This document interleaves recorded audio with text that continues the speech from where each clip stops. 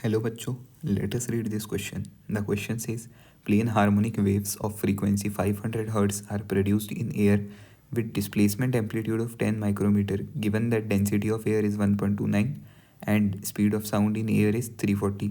Then तो देखिए question में बोला है कि प्लेन हार्मोनिक वेव्स बन रही है 500 हर्ट्ज की, ठीक है, इन एयर, और उसका डिस्प्लेसमेंट एम्पलीट्यूड दिया हुआ है, डेंसिटी ऑफ एयर गिवन है क्वेश्चन में, स्पीड ऑफ साउंड भी गिवन है। तो हम लोग को बताना है कि इन चारों में से कौन से ऑप्शन में जो वैल्यूज़ दी हुई है वो करेक्ट है।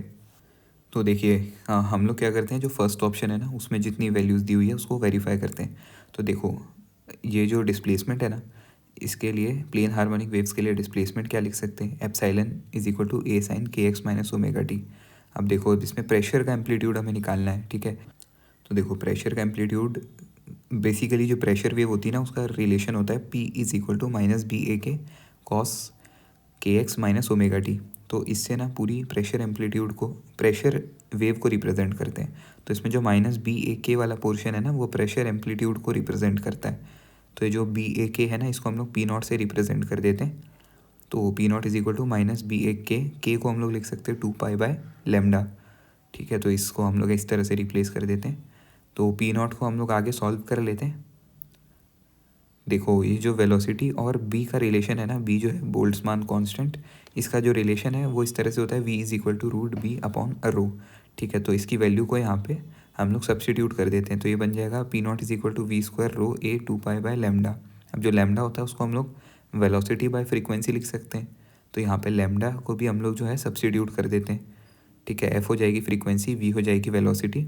तो ये जो वी स्क्वायर है और वी है इसको हम लोग कैंसिल भी कर सकते हैं। तो यहाँ से पी नॉट निकल के आ जाएगा वी रो ए 2 पाई/f।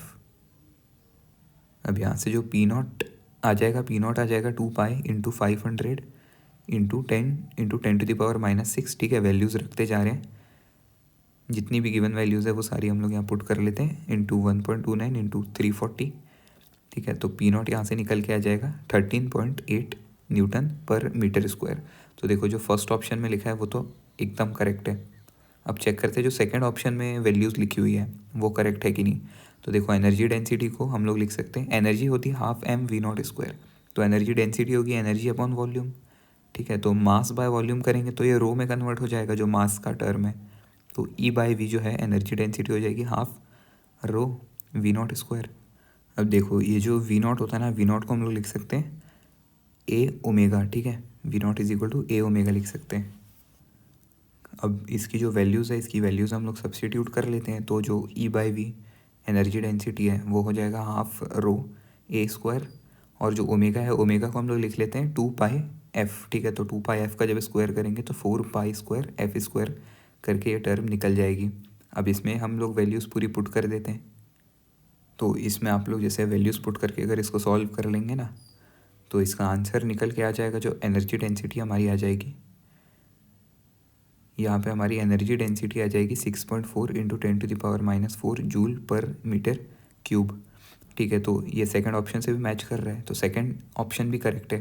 अब थर्ड में एनर्जी फ्लक्स को समझ लेते हैं, एनर्जी फ्लक्स को चेक करते हैं। तो देखो एनर्जी फ्लक्स क्या होता है, जैसे energy density energy by volume होता है तो energy flux energy upon area होता है, और इसको हम लोग जो है डिनोट कर देंगे ई एफ से। तो अब अगर इसका एक्सप्रेशन लिखना है तो उसको हम लोग लिख सकते हैं E F is equal to energy density into velocity, ठीक है।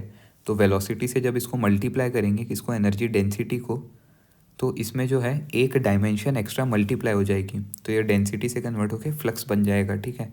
तो ये जो वी है वी को मैं वी ई एल करके शॉर्ट में लिख देता हूँ ताकि कन्फ्यूजन ना हो, ठीक है, वॉल्यूम और वेलोसिटी में। तो इसमें जो ई एफ की वैल्यू आप ई डी की वैल्यू डालोगे और वेलोसिटी की वैल्यू डाल के मल्टीप्लाई करोगे तो यहाँ से जो है आपके एनर्जी फ्लक्स की वैल्यू निकल के आ जाएगी 0.22 joule per metre square seconds. तो ऑप्शन 3 भी करेक्ट हो जाएगा, और ऑप्शन 4 तो ऑटोमेटिकली इसीलिए एलिमिनेट हो जाएगा। So the correct answer will be option 1, 2 and 3। So hope you understood this question well and all the best.